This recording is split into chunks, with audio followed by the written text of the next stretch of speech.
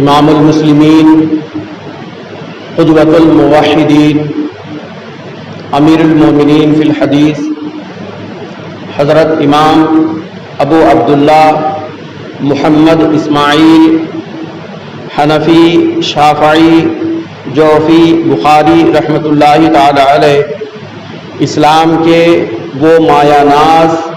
فرزندوں میں سے ایک ہے جن کا نام نامی اسلام اور قرآن مجید کے ساتھ ساتھ زندہ رہے گا۔ احادیث رسول کریم علیہ الصلاۃ والسلام کی جانچ و پڑتال اور جمع و ترتیب پر آپ کی مساعی جمیلہ کو آنے والی تمام مسلمانوں کی نسلیں خراج عقیدت پیش کرتی رہے گی۔ ناشر الاحادیث النبویہ، ناصر الموارث المحمدیہ، امام المومنین امیر المومنین فی الحدیث حضرت امام بخاری رحمۃ اللہ تعالی علیہ 13 شوال سن 194 ہجری میں مادرا النہر کے مشہور شہر بخارا میں پیدا ہوئے۔ آپ کے والد بزرگوار حضرت اسماعیل محدث رحمۃ اللہ تعالی علیہ ایک وقت کے عظیم محدث تھے۔ ابن حبان نے ان کو طبقہ رابعہ میں ثقہ راویوں میں آپ کا شمار کیا ہے۔ حضرت اسماعیل محدث رحمۃ اللہ تعالی علیہ جو امام بخاری رحمۃ اللہ تعالی علیہ کے والد محترم ہیں، آپ ایک خوشحال اور مالدار شخصیت کے مالک تھے۔ جس وقت آپ کا آخری وقت آ پہنچا، اس وقت کے امام احمد بن حفص رحمۃ اللہ تعالی علیہ نے فرمایا کہ حضرت اسماعیل محدث رحمۃ اللہ تعالی علیہ کا جب آخری وقت آیا تو آپ نے فرمایا کہ میرے پاس مال کثرت سے ہے، میرے پاس مال بہت زیادہ ہے، لیکن اس مال میں ایک آنا بھی حرام کی کمائی کا نہیں ہے۔ حرام کی کمائی تو درکنار ہے، اس مال میں ایک آنا بھی مشتبہ مال کا شامل نہیں ہے۔ حضرت امام بخاری رحمۃ اللہ تعالی علیہ کا طفولیت کا زمانہ تھا، آپ کے بچپن کا زمانہ تھا کہ اسی دور میں، آپ کے بچپن ہی کے دور میں آپ کے والد بزرگوار حضرت اسماعیل محدث رحمۃ اللہ تعالی علیہ کا وصال ہو جاتا ہے، اور آپ کی پرورش کی ساری ذمہ داری آپ کی والدہ محترمہ کے سر آتی ہے اور اس ذمہ داری کو آپ سنبھال لیتی ہیں۔ لیکن ہوتا یہ ہے کہ اسی بچپن کے دور میں حضرت امام بخاری رحمۃ اللہ تعالی علیہ آنکھوں سے معذور ہو جاتے ہیں، آپ کی آنکھوں کی بینائی سلب ہو جاتی ہے اور آنکھوں کی بینائی سے آپ محروم ہو جاتے ہیں۔ آپ کی والدہ محترمہ اپنے وقت کی بہت بڑی عابدہ، زاہدہ اور عبادت گزار بندی تھی، تو آپ نے بہت گریہ وزاری کی، بہت دعائیں کی، رو رو کر آپ نے اپنے بیٹے کے لیے دعا کرتی رہی۔ تو ایک شب آپ نے خواب میں دیکھا کہ حضرت ابراہیم علیہ نبینا علیہ الصلوۃ والسلام خواب میں تشریف لائے اور آ کر بشارت دی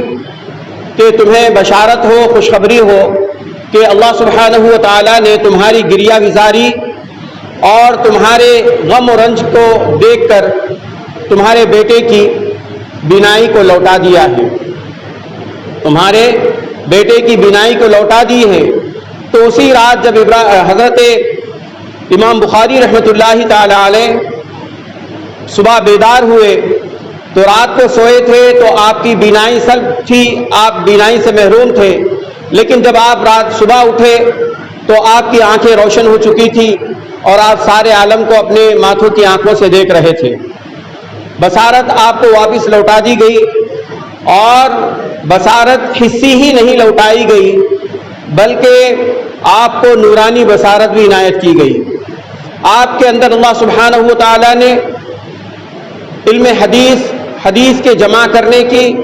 اور حدیث کا ایک ایسا شغف عنایت کیا کہ 10-11 سال کی عمر میں، 10-12 سال کی ایک چھوٹی سی عمر ہے، اسی عمر میں اپنے علاقے کے تمام محدثین کے پاس جتنی احادیث تھی وہ تمام کی تمام احادیث آپ نے زبانی یاد کر لی تھی، وہ تمام کی تمام احادیث آپ نے زبانی یاد کر لی تھی۔ عزیزان گرامی وقار، توجہ طلب بات ہے، یہاں پر غور سے سنیں کہ حضرت امام بخاری رحمۃ اللہ تعالی علیہ ابھی 10 سال کی عمر میں ہے اور زانوِ تلمس طے کر رہے ہیں، طالب علمی کا زمانہ ہے، اور آپ کے استاد محترم درس حدیث دے رہے ہیں۔ درس حدیث دینے کے دوران آپ کے استاد محترم امام خالد رحمۃ اللہ تعالی علیہ، غالباً یہی نام ہے، آپ نے سند بیان کرنے میں تھوڑی سی خطا کر گئے۔ جیسے ہی آپ نے سند میں ایک راوی کا نام کی جگہ دوسرے راوی کا نام تذکرہ کر دیا، ذکر کر دیا، تو حضرت امام بخاری رحمۃ اللہ تعالی علیہ سارے کلاس میں کھڑے ہو گئے اور کھڑے ہو کر کے استاد محترم سے کہا کہ استاد محترم، آپ نے جو حدیث کی سند بیان کی ہے اس میں جس راوی کا آپ نے تذکرہ کیا ہے وہ راوی نہیں ہے۔ آپ کے استاد نے کہا تھا، حدیث کی سند یوں بیان کی تھی کہ حدثنا سفیان عن ابی زبیر عن ابراہیم، تو حضرت امام بخاری رحمۃ اللہ تعالی علیہ نے کہا کہ زبیر سے ابراہیم کی کوئی روایت مروی نہیں ہے۔ تو اس پر تھوڑا سا بشری تقاضا ہوتا ہے کہ شاگرد اگر استاد کو ٹوک دے تو ظاہراً استاد کو تھوڑا سا غصہ آ جاتا ہے، برہمی پیدا ہو جاتی ہے۔ تو اسی برہمی میں آپ نے کہا، آپ نے تھوڑا سا برہمی کا مظاہرہ کیا، ناگواری کا مظاہرہ کیا، تو حضرت امام بخاری رحمۃ اللہ تعالی علیہ نے لڑکھڑاتی زبان سے، طوطی زبان سے کہا کہ آپ اپنے اصل جو نسخہ آپ کے پاس ہے، فیئر نوٹس جو آپ کے پاس ہے، اس میں جا کر آپ تحقیق کر لیں، دیکھ لیں ایک مرتبہ کہ جو میں نے جس سند کے لیے تنقید کی ہے کہ واقعتاً وہی راوی ہے یا نہیں ہے۔ تو وہ اپنے اصلی نسخے سے رجوع ہوتے ہیں اور جا کر آپ فیئر نوٹس اٹھا کر کے دیکھتے ہیں تو واقعتاً وہ غلطی پاتے ہیں، اور آپ کو تعجب ہوتا ہے کہ اتنی چھوٹی عمر میں، 10 سال کی 12 سال کی عمر میں بچہ ہے، اور یہ بچے کو احادیث کے حفظ کا یہ عالم ہے کہ متن تو متن ہے، سند کے اندر کی خامیاں بتا رہا ہے۔ تو آپ نے باہر آ کر کے پوچھا کہ اچھا تم بتاؤ کہ اس حدیث کی سند کیا ہے، تم بتاؤ اس حدیث کی سند کیا ہے۔ تو امام بخاری رحمۃ اللہ تعالی علیہ نے فرمایا کہ حدثنا سفیان عن زبیر بن عدی عن ابراہیم، یہ سند ہے۔ تو جو استاد محترم تھے بہت خوش ہوئے اور ساری کلاس میں، ساری جماعت میں، سارے تلامذہ کے سامنے آپ نے حضرت امام بخاری رحمۃ اللہ تعالی علیہ کی بڑی تعریف کی اور آپ کی بڑی تحسین کی، اور کلاس میں آپ کو اس وقت سے آپ اپنی کلاس میں آپ اول درجے کا طالب علم سمجھنے لگے۔ بہرکیف پھر حضرت امام بخاری رحمۃ اللہ تعالی علیہ نے اسی شباب کے اولین اوقات میں ہی احادیث کی جمع کرنے کے لیے اسفار کے آغاز کیے۔ آپ یمن کا سفر کیا، آپ نے مکہ المکرمہ کا سفر کیا، آپ نے شام کا سفر کیا، عراق کا سفر کیا، کوفہ کا سفر کیا۔ آپ کے 18 سال کی عمر مبارک ہے، اس میں آپ ایک استاد محترم کے پاس حدیث سیکھنے کے لیے جاتے ہیں، درس حدیث پڑھنے کے لیے جاتے ہیں۔ تو 16 دن یا 18 دن تک استاد روزانہ احادیث پڑھاتے چلے جاتے ہیں، احادیث کا درس دیتے چلے جاتے ہیں۔ تو جملہ 16 یا 18 دن کے اندر استاد محترم نے 15,000 अहादीस सुना दी। इमाम बुखारी रहमतुल्लाह ताला अलैह ने एक हदीस को भी किताब में नहीं लिखा, अपनी कॉपी में नहीं लिखा, उसकी फेर नोट्स नहीं बनाई। तो जो तलामिज़ा आपके साथ शरीक थे, हम असरी जो आपके साथी आपके साथ जो शरीक थे, क्लासमेट्स, उन्होंने कहा 15 दिन के बाद उन्होंने कहा कि ऐ बुखारी, तुमने वक्त को ज़ाय कर दिया है और इतने बड़े सरमाए को तुमने ज़ाय कर दिया, इसको ज़ब्त में नहीं रखा, इसको लिखा नहीं। तो इमाम बुखारी रहमतुल्लाह ताला अलैह ने फरमाया कि जो तुम्हारे पास जो नुस्खे तुमने तैयार किए हैं वो लेकर आओ और मुझसे सुन लो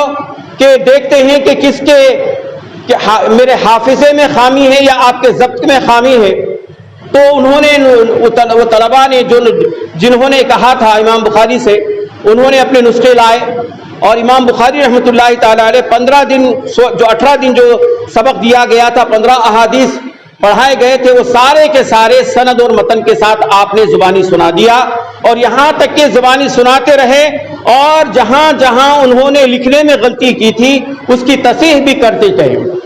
इस्लाह भी करते गए और उनको दुरुस्त भी करते गए कि यहाँ पर तुमने ये रावी गलत लिखा है, यहाँ पर तुमने आराब में गलती कर दी है, यहाँ पर तुमने जमा के सेगे को तुमने वाहिद लिख दिया है। इस तरह मतलब तमाम के तमाम अहादीस को आपने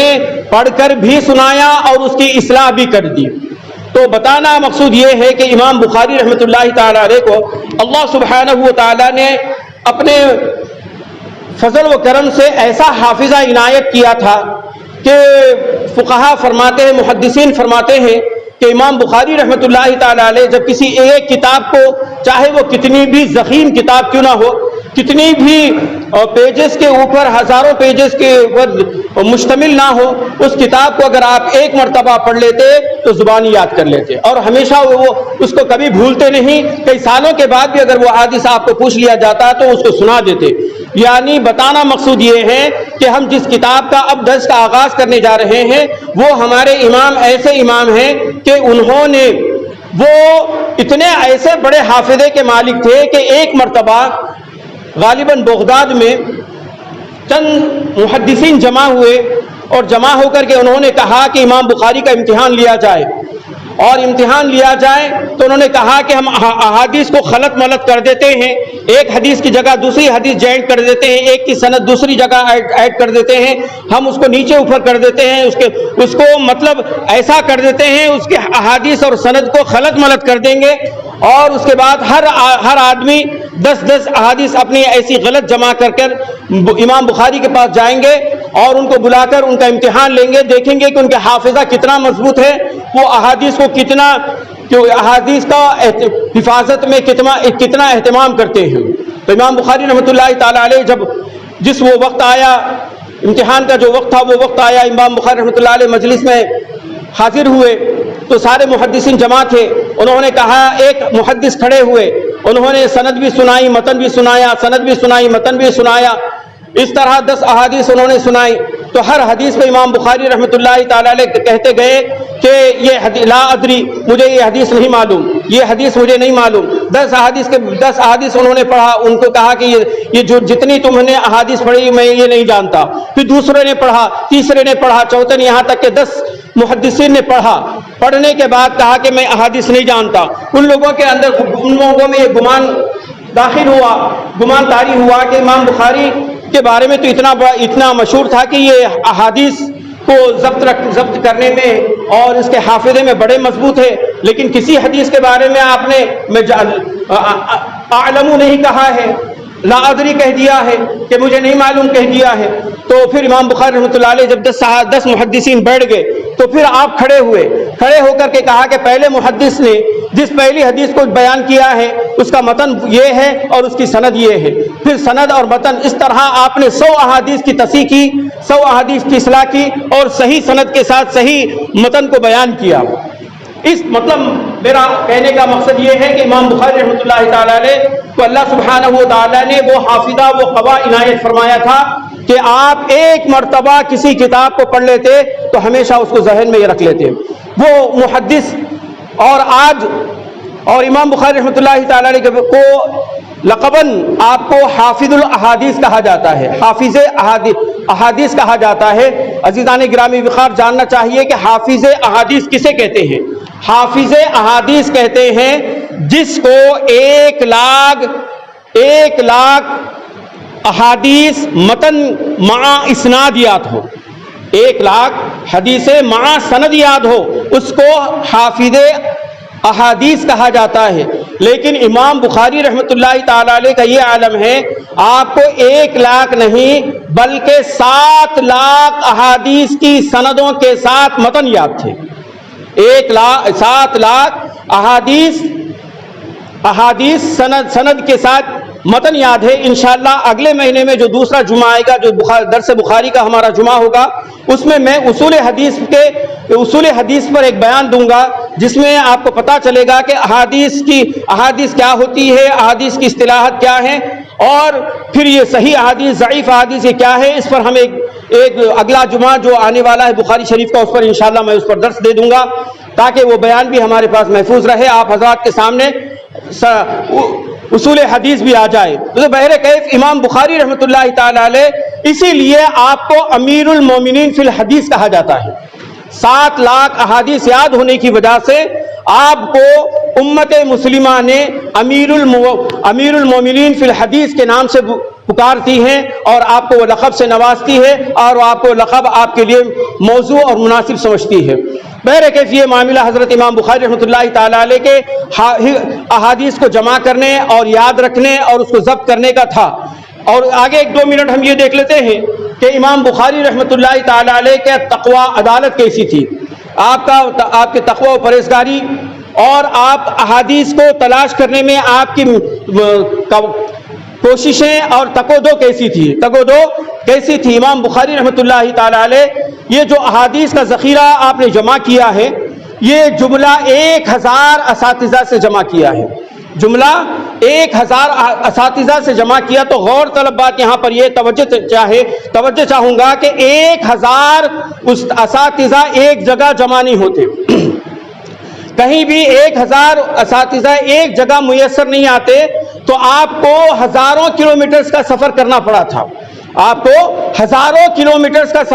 پڑا تھا، جس کی وجہ سے حالانکہ آپ کے والد محترم حضرت اسماعیل محدث رحمۃ اللہ تعالی علیہ مالدار تھے، دولت مند تھے، آپ کے پاس دولت تھی، لیکن امام بخاری رحمۃ اللہ تعالی علیہ نے تجارت کے جھمیلے میں اپنے آپ کو ڈالنا پسند نہیں کیا۔ آپ نے اپنے مال کو پارٹنرشپ میں دے دیا تھا، اور وہ پارٹنر نے بھی آپ کے مال کو ضائع کر دیا، اور کبھی آپ نے اس سے جبراً اس سے قرضہ وصول نہیں کیا، یہاں تک کہ اس نے قرضہ ڈبا دیا۔ تو امام بخاری رحمۃ اللہ تعالی علیہ کے بھوک کا اور فاقہ کشی کا یہ عالم ہوتا تھا کہ آپ اس سے ایک مرتبہ کا واقعہ ہے کہ بہت علیل ہو گئے، بہت بیمار ہوئے، تو اس وقت کے اطباء، ڈاکٹرز، یعنی جب حکیم جو ہوتے تھے، حکماء، اطباء جو ہوتے تھے، آپ کے قارورہ کا ٹیسٹ کیا، قارورہ یعنی یورین ٹیسٹ کیا، تو اس کے وقت کے اطباء نے کہا کہ یہ اس شخص کا یورین ہے، اس شخص کا قارورہ ہے جس نے سوکھی روٹی کھا کر کے گزاری ہے، سوکھی روٹی کھانے والے کا یہ قارورہ ہے، کیونکہ جو سالن کے ساتھ روٹی کھائے اس کا قارورہ الگ ہوتا ہے، اس کا یورین الگ ہوتا ہے، اور یہ بغیر سالن کے روٹی جو کھائے اس کا قارورہ الگ ہوتا ہے۔ تو امام بخاری رحمۃ اللہ تعالی علیہ سے دریافت کیا گیا کہ حضرت آپ بتائیں تو صحیح کہ آپ کتنے سال سے یہ سوکھی روٹی کھاتے ہیں؟ تو امام بخاری رحمۃ اللہ تعالی علیہ نے ارشاد فرمایا کہ مجھے اس طرح سوکھی روٹی کھاتے ہوئے 40 سال گزر گئے۔ یہ جو بخاری شریف میں جو احادیث ہے وہ 7,725 احادیث ہے، اور ان احادیث میں تکرار بھی ہے، اور مکررات کو نکالا جائے تو جملہ 3,000 احادیث اس کے اندر بغیر مکررات کے ہیں۔ تو انشاءاللہ ہم اپنے جمعوں کو